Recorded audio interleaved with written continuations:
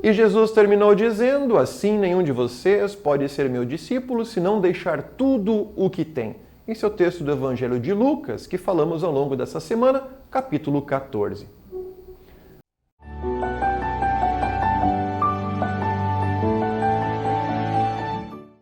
Olá, tudo bem com vocês?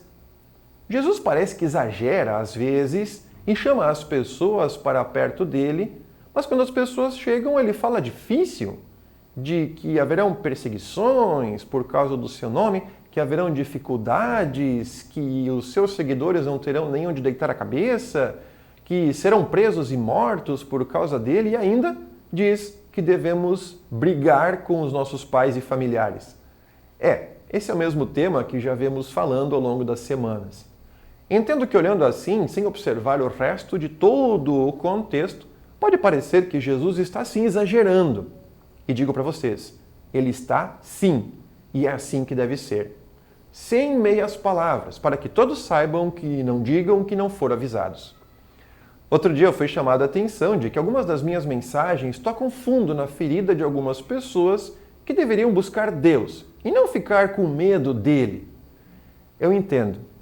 Entendo perfeitamente a afirmação e sim, por vezes, a palavra de Deus não é nem um pouco convidativa.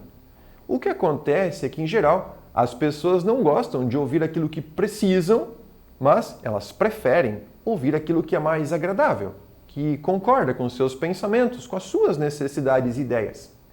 Mesmo que eles estejam errados, querem ouvir o que é mais fácil de ouvir. Como quem tem a oportunidade de dar uma má notícia e também uma boa notícia e pergunta: o que você quer ouvir primeiro, a boa ou a má notícia? Depende do dia, nós queremos ouvir só o que é bom. Jesus não dá essa opção e segue a dinâmica que é chamada de lei e evangelho.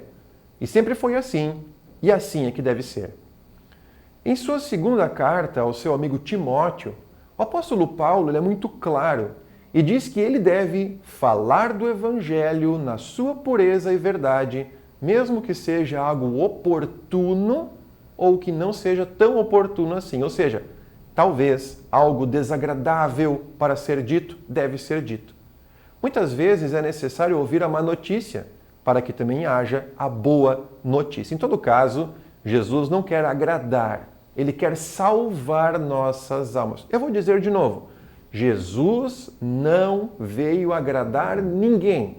Ele veio salvar as nossas almas das garras daquele que é mentiroso, ardiloso, malicioso e sim, só diz aquilo que nós queremos ouvir, que nos deixa confortáveis, enredados no pecado, sem preocupação nenhuma.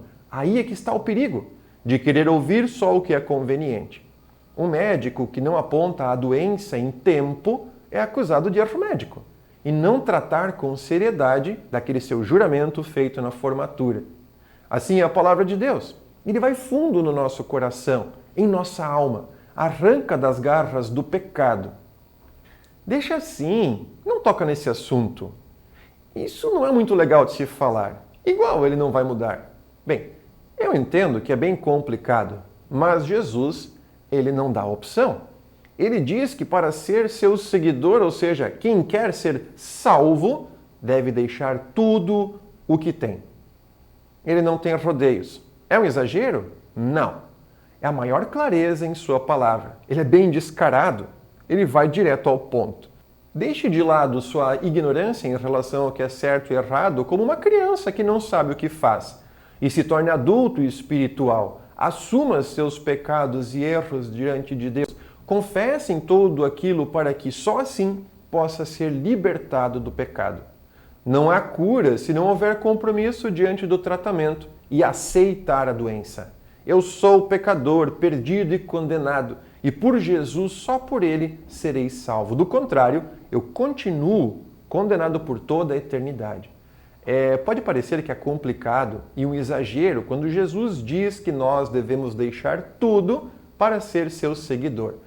Mas pensando bem, deixar o pecado, a dor, o sofrimento, para ficar do lado de Cristo, não me parece assim tão ruim. Pode parecer trabalhoso, mas no fim, vale muito a pena.